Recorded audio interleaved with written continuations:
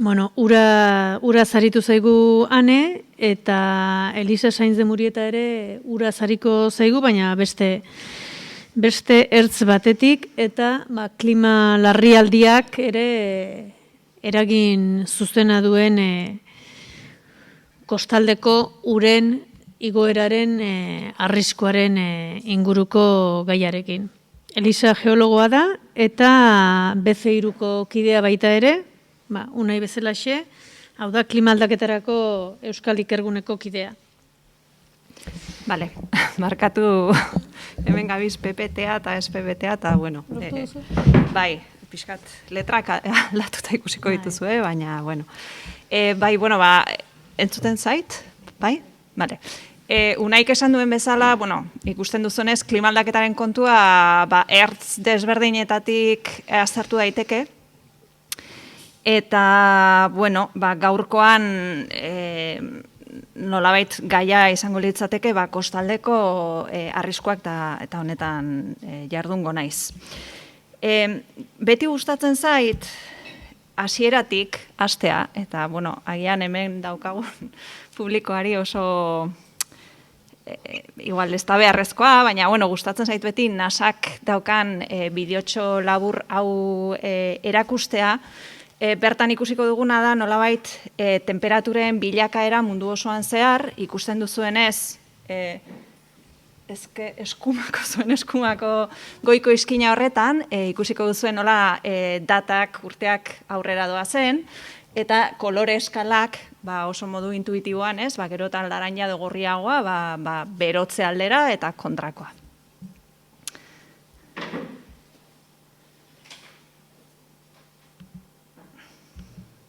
A ver. Pues es. Bai. Vale. Bueno, orduan, bueno, ikusten duzu, goiko izkina horretan nola urteak aurrera doa zen, eta nola temperaturak, bueno, urtez urte aldatzen dijoa zen. Hau garrantzitsua da, horregatik klima aldaketaz ari garenean beti hitz egiten dugu epe luzeko aldaketetaz, eta ez eguraldiaz, ez datorren neguan zer egingo duen, baizik eta serie luzeak, aztertzen ditugu. Baina joerak, nahiko argiak dira ikusten duzuenez.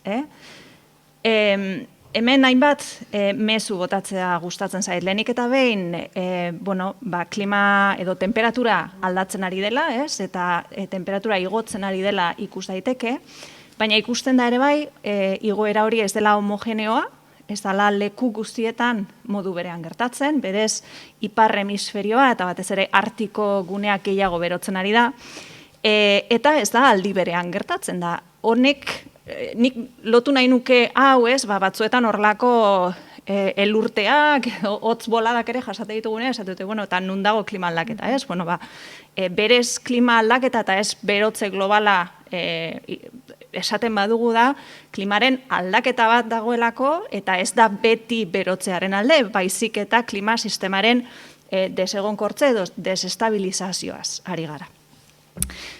Baina orain noa nolabait itsasora edo kostaldetara. Orduan, klima aldatzen ari da, hemen ikusten dugu, hau da, Artikoko itsas izotzaren batazbesteko edadura. Noski, hemen ikusten dugunez, denbora seria asko zere laburragoa da, 80ko hamarkadatik dauzkagu, desistitzen dira horrelako datuak, baina dagoeneko ikusten dugu joera bat. Ez da lerro zuzena, hau ere garrantzitsua da, urtez urte aldatzen dijoa, sigisagan dijoa, baina joera nahiko argia erakusten du, Eta hor ikusten duzuenez, 2012an egon zan horrelako minimo bat, gero berriro igo zan, baina joera mantendu egiten da, Eta hor ikusten duzuenez, zientzialariek estimatu dute urtero azalera 13% gutxitzen dela, urtero ez, hamarkadako 13% gutxitzen dela. Hori gertatzen da ere bai, kontinenteetan dauden glasiarretan, hau argazki bat da, hilabete berean egindakoa, eta nola ikusten da ere, kontinente gaineko izotzak ere murrizten ari direla, itsasoa berotzen ari da, hemen ikusten dituzuen lerro desberdinak, neurketa desberdinak adierazten dituztenak, baina ere bai ikusten duguna da oso argi, Unaik hainbeste aipatu duen 70ko hamarkadatik ona nola bero gehiago atzematen da itsasoan, eta berez ozeanoa da klimaren erregulatzaile garrantzitsu bat, eta badirudi zientzialariek esaten dutenaren arabera, orain arte egondako berotzearen zati handi bat itsasoak nolabait xurgatu duela edo hartu duela. Eta honek guztiak eragina dauka itsas mailaren aldaketan ere bai, ez? Hemen zaudeten gehienok segurazki ezagutzen duzue pelikula hau, eta orain dela 20.000 urte inguru, ipar kontinentea, ipar hemisferioa zegoen, zati handi bat zegoen izotzez estalia, ez? Izotz hoiek urtu ziren enean, ur hori ozeanoetan amaitu zen, da horrek ekarri zuen itsas mailaren gorakada. Baina hori egonkortu egin zen gutxi gorabehera orain dela 7.000 urte inguru. Orduz geroztik, itsas maila egonkor egon da. Hemen ikusten dugu, lerro laranjak adierazten du nolabait itsas mailaren igoera azkarra, glaziazio horren amaieraren ondorioz, baina gero orain dela 7.000 urte inguru, gutxi gorabehera egonkor egon da. Mareografoek eta baita adierazle geologikoek esaten digutena da, 1900 urtetik aurrera berriz ere itsasoa goraka dijoala. Zenbat? Gutxi gorabehera 2 milimetro urteko. Hau ere, desberdina da munduko lekuaren arabera, baina Euskal Herrian ere neurtua izan da, eta igotzen ari da 1900etik ona, gutxi gorabehera 2 milimetro urteko. Beraz, 19. mendetik amaiera horretatik gaur egunen arte, itsas maila igo da 20 zentimetro inguru. Baina 80ko hamarkadatik ona, satelite bidezko neurketak ere baditugu. Eta horiek erakusten digutena da, itsas maila hori, itsas igoera hori bizkortzen ari dela, eta dagoeneko 3 milimetro pasatxo dagoela.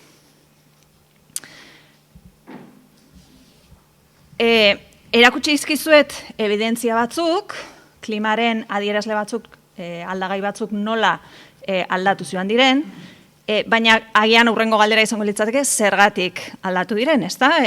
Agian prozesu natural baten atzean gaudelako. Bueno, ulertu behar dugu lehenengo, zer da lurraren klimaren atzean dagoena, edo zer rol jokatzen duen atmosferak, ez? Hau guztiok ikasi dugu eskolan, berotegi efektua, eta atmosferari esker lurran bizitza sortu da, eta temperatura tarte gutxi gorabehera atseginak ditugu, ez? Zergaitik atmosfera horretan berotegi efektuko gasak daudelako, eta gas horiek xurgatzen dute eguzkitik datorren beroa edo irradiazioa. Gertatu izan dana da, gas horiek handituz joan direla atmosferan, euren kopurua, euren kontzentrazioa handitu joan da atmosferan, beraz, gas gehiago dago, xurgatzen duena eguzkitik datorren irradiazio hau. Bueno, zenbat handitu da kontzentrazio hau? Hemen daukagu, CO2-aren kontzentrazioaren irudi bat, gutxi gorabehera, azken 2000 urtekoa. Eta ikusten dugu hemen, 1900 arte gutxi gorabehera, egonkortxo egon dela 280 ppm partes por millón, hori kontzentrazio neurri bat da, neurri horretan egonkortxo mantendu dela, baina bapatean igotzen hasi dela. Eta hemen beti gustatzen zait galdetzea, dakizuen gaur egun non dagoen CO2-aren kontzentrazio hori. Bueno, hortxe, hori da. Bale? Karo, norbaitek esan zezaken oraindik, ez? Esan zezaken, baina agian prozesu naturala da. Eta orduan, erakusten dut beti irudi hau, ez? Azken 200.000 urteak, eta bertan ikusten duguna da, temperatura aldaketak eta CO2 kontzentrazioan aldaketak. Eta oso argi ikusten da, pareko dijoa zela, ez? Temperatura goian dagoen eremu hori deitzen da interglaziala, orain ere horrelako periodo edo epe beroan edo epelean bizi gara, eta lehen aipatu dizuedan glaziazio hori, egongo litzateke, arantxo horretan, arantxoak dira glaziazioak. Eta ikusten duzuenez, modu naturalean lurraren klima aldatuz joan da, milaka urteetan zehar, eta tartekatu joan dira, epe hotzak eta epe beroak. Orduan, norbaitek esan zezaken beno, igual, ez, oraindik berotze prozesu horretan gaude. Hemen, indarra jarri nahi dut karbono dioksidoaren kontzentrazio lerro horretan, azken 650.000 urteetan, eta gero, badaude beste datu batzuk haratago doazenak oraindik, CO2 kontzentrazioa ez da inoiz 300 ppm-tik igo, eta oraintxe bertan ikusi dugu, dagoeneko 220 ppm-era iritsi dela aurten. Nola, edo zein izan da CO2, edo berotegi oroar, berotegi efektuko gasen iturria?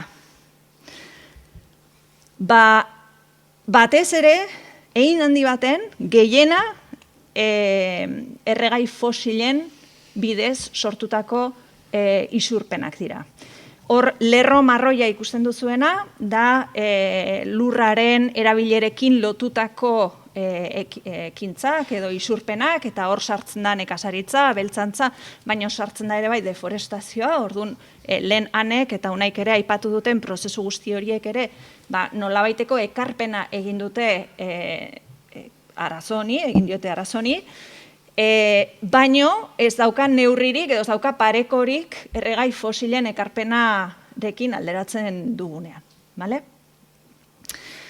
Bueno, itzuliko naiz kostaldera, orain, zeintzuk dira aldaketa hauek guztien eraginak kostaldean zehazki, ez? Lehenik eta bain esan behar dugu, kostaldea orokorrean mundu osoan zehar, azaleraren 2% baino ez dela. Bertan, mundu osoko populazioaren 10% kontzentratzen da. Eta, hiri handien, mega hirien bieren, lehen unaik aipatzen zituen hiri horiek, ez dakit fijatu zareten, baina horietako asko eta asko kostaldean kokatzen ziren, hiri handien bieren kostaldean kokatzen dira. Eta, dagoeneko, badakigu, muturreko gertakarien ondoriozko kalte ekonomikoak iaia bikoiztu egin direla. Gaur egun, bikoiztu egin dira. Beraz, hemen ez dira bikoiztu bakarrik klima aldaketa dagoelako, baizik eta gure plangintza eta gure garapen sozioekonomikoaren ondorioz ere gertatu da kalteen handitze hori zergaitik, segurazki beharrez genuen lekuetan eta ziur nago guztioi etorriko zaigula herriren bat Euskal Herrian edo beste leku batean, non ibaietatik edo kostaldeko eremuetatik oso gertu jarri ditugun etxe bizitzak edo industriak eta bar, eta hor arriskuan dauden guneak, ez? Orduan, esan dut, orain arte eragile nagusia izan da garapen sozioekonomikoa, baina aurrikusten dena da etorkizunean klima aldaketak rol handia jokatuko duela kalte ekonomiko hauetan. Euskal Herrian ere, Euskal Kostaldean, hauek datuak erkidegokoak dira. Populazioaren 60% bertan kontzentratzen da, kostaldean kontzentratzen da, eta aktibitate ekonomikoen 30% ere bai. Iparralden ziur nago, igual portzentai hauek handiagoak direla, Lapurdin ere kontzentratzen baita populazioaren egin handi bat, ez? Eta aztertu genituen, horri ikusten dituzuen herri hauetan itsas maila nola aldaziteken, eta ikusi genuena izan zen, mende amaierarako agertoki desberdinak ditugula, orain azalduko dut. Baina, nolabait lehen unaik aipatu duen Parisko akordio horri erantzungo bagenio itsas maila 45 zentimetro inguru igoko da, baina geure lanak egiten ez baditugu, ba, 70 sentimetrora iritsi zitekeen, eta hori bataz bestez. Vale? Zer esan nahi dut? Bueno, pues badaudela hor probabilidade distribuzio batzuk, eta hauek dira bataz besteko balioak, baino aukera txikiagoak daude ere bai, ba, datu hauek handiagoak izatea. Zer esan nahi dut, etorkizunean aukera desberdinak ditugula esaten dudanean? Bueno, modelo desberdinak erabiltzen ditugu, bai modelo klimatikoak, bai modelo sozioekonomikoak, ikusteko zer gerta daitekeen etorkizunean. Zeren arabera? Bueno, ba, isurpenen arabera, horrek baldintzatzen duelako klima aldaketaren seinalea nolakoa izango da, baino baita ere garapen sozioekonomikoaren arabera. Eta hor, oso garrantzitsua da ulertzea, eta hemen nire optimismoa, edo nahiko aipatzen zuen optimismo hori, ez? Karo, azken boladan, elkarrizketaren bat egin diatenean, beti esate diate, bueno, garaiz gaude, hau gelditzeko, eta eske, nola esango dute ez? Zenbat lan daukagu egiteko gure aurrean, eta zenbat gauza daude gure esku aldatu ditzakegunak. Honekin ez dute esan nahi, ziur nagoela gauzak primeran egingo ditugunik, baina eske esaten badut, honek ez daukala konponbiderik ez dugu ezer egingo. Eta lehen erakutsi dizuedan, temperatura mapa horren arabera, badakigu, ez maparen arabera bakarrik, baina badakigu dagoeneko munduko bataz besteko temperatura 1,1 gradu igo dela. Eta pentsa dezakezu ez, pues, gradu bat, ez da hainbesterako, aludan pixka goxoago egoteko, ez? Eta hemen, bueno, pues, hartu diot simila hau Catherine Hayhoe zientzialaria, Estatu Batuetako fisikariari, eta berak esaten du, ba, klima aldaketa dela, edo temperatura igoera hau dela, ba, sukarra izatea bezala, ez? 36,5 gradu daukagu gure gorputzean, temperatura horretan dago gure gorputza, eta gradu bat igotzen denean, ba, sukarrakin hasten gara, ez gaudela oso ondo, ez? Eta seinale bat da gainera gure gorputzak ematen digun seinale bat, ba, infekzio bat edo gaixotasun bat zabaltzen ari dela gure gorputzean, ez? Bueno, ba, gradu hau, orain aipatzen dizuen gradu hau gauza bera da, ez? Karo, gauzia zer da, gorago igotzen bada temperatura, ba, gero eta kalte handiagoak garatu daitezkela, ez? Orduan, egin dezakegu, osea, gure esku dago gauza asko egitea, eta gainera egin behar dugu, baldin eta mantendu nahi badugu temperatura horri 2 gradutik bera, bale? Bueno, enroiatu egin naiz pixka bat, baina itzulitak itsasmailaren igoerari, gauzia da, ez dakigula zehazki gure lanak egingo ditugun edo ez ditugun egingo. Gure lanak oso ondo egingo baditugu, bueno, pues itsasmailak jarraituko du bide bat, bale? Gure lanak egiten ez baditugu, ba, berotze horrek eragingo ditu aldaketa batzuk, ba, espansio termikoarekin erlazionatuta, baino baita ere, ba, glaziarren ekarpen handiagoa, Antartidaren desestabilizazioa, Groenlandiarena eta bar, eta itsasmaila asko handiagoa izan daiteke. Beraz, etorkizuna tarte zabal baten mugitzen da. Ez dakigu zehazki zer gertatuko den, baino badakigu joerak zeintzuk diren lanak egiten ditugun arabera edo ez. Eta horrek zenolako eraginak izan ditzake gure kostaldean? Bueno, pues, argazki hau agian ezagutuko duzue, baina herria ziur nago ezagutuko duzuela. Hau 2014ko denboralea da, eta ikusten ari garena da, ba, itsasmaila gora doan heinean, ba, bertan gertatzen diren muturreko gertakari guztiek, eragina handiagoa izango dutela kostaldean, bai? Gainera ikusten ari gara ere bai, gertakari horiek gero eta maizago gertatzen ari direla. Eta klima aldaketaren seinalea nagusitzen ari dela hainbat horrelako gertakarietan. Irakurtzen nuen aste honetan, klima aldaketarik egon ezean, ba, lehen erakutsi duzun bero bolada hori Ipar Amerikan gertatutakoa, ba, ez litzatekela gertatuko, ez? Behintzat gure mende honen baitan, ez? Orduan, bueno, klima aldaketaren seinalea gero eta presenteago dago horrelako gertakarietan. Ez dezagun ahaztu, naik ere eta hanek ere hitz egin dute hegoaldeari buruz. Gu bizi gara leku privilegiatu batean. Inpaktuak jasango ditugu, baina ez dira izango ba, hilala biziko edo migratzeko moduko inpaktuak segurazki. Eta batez ere, bueno, ba, lanak aurrera doazen heinean. Baina leku askotan, eta hau da Pazifikoko uarte estatu askoren kasu, hau Kiribati da, ba, bai, ba, dagoeneko marea igotzen den bakoitzean, bertan lehen etxe bizitzak zeuden lekuetan, ura bertaraino iristen da, ez? Beraz, ez dezagun ahaztu, klima aldaketaren, unaik ere ondo aipatzen zuen, ardura partekatua, baina desberdinduan, batzuek ere gehiago sufritzen ari direla eta sufrituko dutela etorkizunean. Kostaldeko gertakariek ekartzen dituzte gainera, kalteak azpigituretan, hau da, Bermioko portua 2014ko demorale berean, ziur nago, Gipuzkoako kostaldeko errepidean ere tarteka gertatzen diren kalteak edo Donostiko paseoan, ez? Hor, hoiek gero eta maizago gertatuko dira. Aldaketak espero dira ere bai, hau ez da kostaldea, baina, ozeano sistemarekin erlazionatuta, arrantzarako espeziak dagokionean, ez? Ikusten ari dira dagoeneko, espezie batzuk jada mugitu direla euren kokapena, ez? Ura berotzen denean eta azidotasuna igotzen denean. Eta ez bakarrik arrantzarako espeziak, ekosistema batzuk ere, oso egokituta daude, temperatura tarte batzuetan bizitzera, edo pH azidotasun maila baten baitan, eta hori aldatzen di joan enean, ekosistema hauek sufritzen dute, ez? Eta hau da, Australiako koral arresia, eta, hemen ikusten ari garena da, lixibazioa edo koralen txuriketa, ez? IPCC-aren txostenan, unaik ere erakutsi duena, hor esaten du, 1,5 gradu berotze horren, 1,5 gradu eta biren arteko desberdintasun hori gitxi iruditzen zaiguna, koralen kasuan izan daiteke iaia desagertzear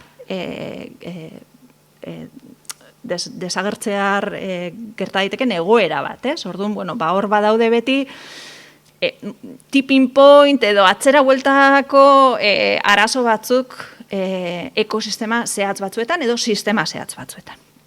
Euskal Herrian ere ez ditugu horrelako koralak, baina baditugu gelidium algak adibidez, eta hau da EHUk egindako ikerketa bat, bere garaian nik hainbat urte batzuk ditu, baina ni oso asko gogoratzen dut ikerketa hau, ez? Eta sartzen bazarete, jartzen bazue gelidium alga Bimeon, ikusiko duzue bideotxoa, nahiko bideo euskeraz eta gazteleraz dago, eta horri ikusten da nolabait, alga hauen desagertzea euskal kostaldean. Eta zein da alga hauen garrantzia, nik ere ez nekien, baina, alga hauek dira nolabait, lurrazalean edo kontinentean, basoek jokatzen duten rol antzekoa, ez? Bertan espezieak garatzen dira. Hau klima aldaketaren ondorioa da, ez bakarrik, hemen kutsadura eta beste hainbat arazo egongo dira, baina klima aldaketa dagoeneko martxan dauden arazo desberdinei gehitzen zaien beste faktore bat, ez? Eta faktore horik gero eta garrantzia handiagokoa. Ondorioak ekonomikoak ere bai, Egin genuen ikerketa baten, ikusi genuen Bilbo handian, egokitzapen neurririk hartu ezean, itsasmailarekin erlazionatutako uholdeak, 75 eta 110 milioi urtekoak izan zitezkela mende amaieran urtero. Eta bataz bestez, gero okerragoko agertoki batzuk ere badaude. Zergaitik tarte handi hau, lehen aipatu ditudan agertoki desberdin horien arabera, baina ekosistemen galera ere aurrikusten da, eta hau ere monetizatu egin daiteke, eta Plentzia bezalako herrietan, muturreko gertakariek, bikoiztuko dituzte kalte ekonomikoak eta 10 aldiz okerragora jo ere bai. Beraz, klima aldatzen ari da, noski isurpenak murriztea ezinbestekoa da, klima aldaketa hori apaldu nahi badugu eta lortu nahi badugu temperatura igoera hori 2 gradutik bera mantentzea, baina klima sistemaren inertzia dela eta inpaktu batzuk dagoeneko hemen daude eta aurrera jarraituko dute. Gogoratu, lehen aipatu dizuedan itsasmailaren aldaketa. 40 zentimetro inguru, naiz eta gure lanak egin eta Parisko akordioaren helburu horri erantzun, itsasmaila igotzen jarraituko duela datozen hamarkadatan. Beraz, aldaketa batzuk hemen daude eta hoiei aurre egiteko ere prestatu behar gara. Eta hori da egokitzapena esaten dioguna. Nola aurre egin eragin hauei leku batzuetan azpiegiturak beharko ditugu. Etxe bizitzak daudelako, edo, gune urbano handiak, eta leku batzuetan, besteko azpiegiturak beharko ditugu, segurazki. Hau da, Londreseko Tamesis esia, eta 80ko hamarkadan sortutakoa da, eta orain dela gitxi berriztua klima aldaketa kontutan hartu da, eta da, esi bat zabalik dagoena, hor ikusten dituzuen horma horiek zabaldu eta itxi egiten dira, eta nolabait, moteltzen dute kanpotik dagoen eragina, itxasotik dagoen eragina. Esan nahi dudana da, azpigiturak izan daitezkela horma bat, edo izan daitezke, konponbide teknologiko inovatzaileagoak, berritzaileagoak, eta agian balio digutenak egoera desberdinei aurre egiteko. Hemen dago beste bideotxo bat niri gustatzen zaidana, ze batzuetan ez dugu beti pentsatzen dugu ekosistemetan, nolabait klima aldaketa horren sufritzaile bezala, baina erantzun ere izan daitezke, ez? Eta hemen ikusiko duzu da simulazio tanke bat, zuen ezkerrean pala hasiko da mugitzen, eta ikusiko duzu olatuak sortzen diren, eta hemen ikusten duzuen landaredia hori manglareak, edo manglaren moduko sistema bat da, ez? A ber...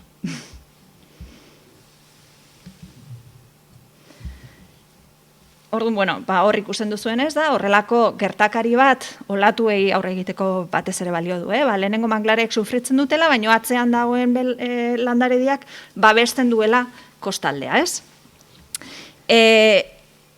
Guk ez ditugu manglareak, baina baditugu padurak, adibidez, ez? Eta garai batean, asko desagertu dira, edo murriztu dira, hau da, Urdaibaiko itxasadarra, eta hemen daude hobekien kontserbatuta dauden padurak edo sistemarik handiena, eta padurek badaukate gaitasuna sedimentua atrapatzeko eta euren altuera topografikoa igotzeko, ez? Beraz, tarteko itxasmailari aurre egin diezaioken neurri naturala da, ez? Karo, itxasmaila asko bizkortuko balitz, segurazki ekosistemak ez luke izango denborarik horri egokitzeko, beraz muga batzuk badaude, ez? Baina nik uste dut egoera honetan ere pentsatu behar dugu ikuspegi zabal batetik, eta horrelako neurriak ere uztartu beharko lirateke. Eta ez da ni bakarrik esaten dudana hori, Holandarrek historia ikaragarria daukatela uholdei aurre eginez, horrelako Room for the River, edo egin lekua ibaiari horrelako neurriak orain dela, 15 urte hasi ziren martxan jartzen da egin zutena da, paduretan edo horrelako itxasadarretan lekua eman zioten ibaiari, ez? Eta horrek murrizten ditu uholdeak ere bai. Bestelako neurriak, hau da Kopenhageko plana, hemen kaltea ez da kostaldekoa, baina, mantendu dut adibidea gustatzen zaidalako nolabait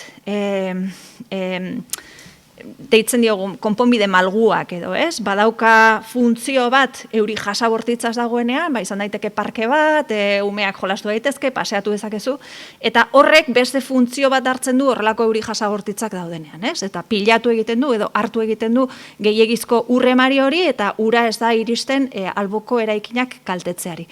Horrelako sistemak ere pentsak genitzake kostalderako ere bai, hau da, ez pentsatu bakarrik hormetan edo azpiegituratan, pixkat berritzaile izan eta horrelako neurriak ere pentsatu, ez? Hemen plangintza urbanoa gakoa izango da, hemen oso garrantzitsua izango da, nola planifikatzen dugun geure herriak, geure hiriak, eta orokorrean lurralde antolamendua, eta hemen lotzen dut anekotatako mezuarekin ere bai, ez? Ikuspegi zabala izan behar dugu, urarena, bioaniztasunarena, klimaldaketarena eta arriskuena ere bai, eta plangintza non kokatzen dugun zer, hori berrikusi behar dugu, ez? Eta, gizartearekin lotutako emergentzia neurriak, edo, pandemian orain Marshall Plan hori egon den bezala, horrelako gertakari, muturreko gertakariak, edo galerak daudenerako ere, prestatu egin behar gara, eta sistema finantzieroa prest egon behar da. Hemen ikusten duzue bikoten nagusi bat, ez? Eta hemen ere mezua izan behar du, gehien sufrituko dutenak gure gizartean ere bai, ez bakarrik orokorrean, dira, urrakorragoak diran talde horiek, ez? Nagusiak edo integratze arazoetan daudenak edo ekonomikoki ere sentiberagoak direnak. Orduan, garrantzitsua da ere bai egokitzapen eta mitigazio neurriak pentsatzen ditugunean kontutan izatea zeini egingo dion ondo neurri hori, ez? Kontutan izatea zeintzuk diren gure talde urrakorragoak eta ia ekiditzen ari garen kaldeak eurei ere baliogarriak zaizkie.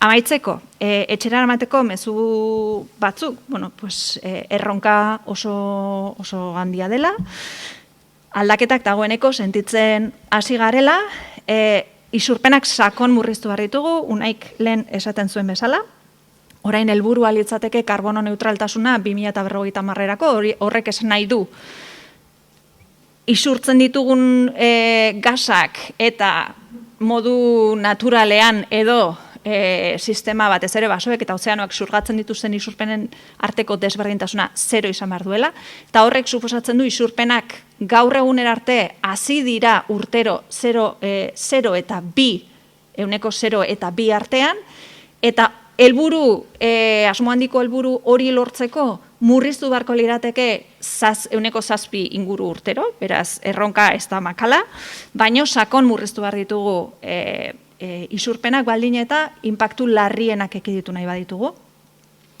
Egokitzapena edozein kasutan ere beharko dugu, eta hau da gauza bat, ez dela munduko nazioartean eta negoziazioietan bakarrik eztabaidatzen, herriz herri martxan jarri dezakegunak, usurbilek pentsatu dezake zeintzuk izan daitezkeen klima aldaketarekin lotutako inpaktuak eta nola egin aurre etorkizuneko inpaktu horiei.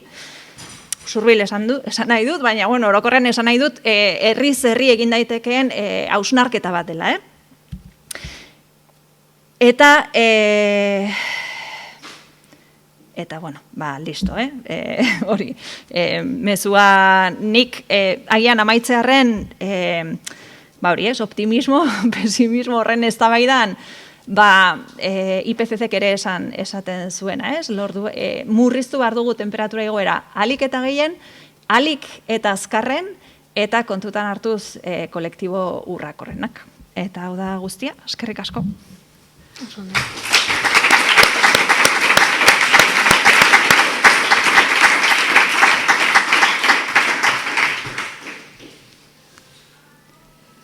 Inork galderarik edo?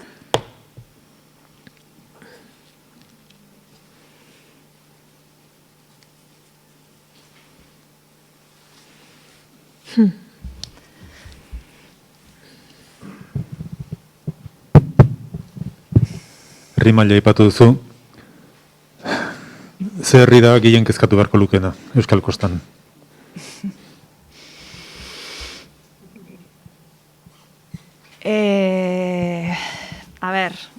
Orain dela, IOB orain argitaratzeko dago azken ikerketa bat, Aztik eta IH Kantabria zentroak egindakoa, eta horren arabera kalte ekonomiko altuenak Bilboko itsasadarrean kontzentratzen dira, eta Erandio, Barakaldo, Bilbo dira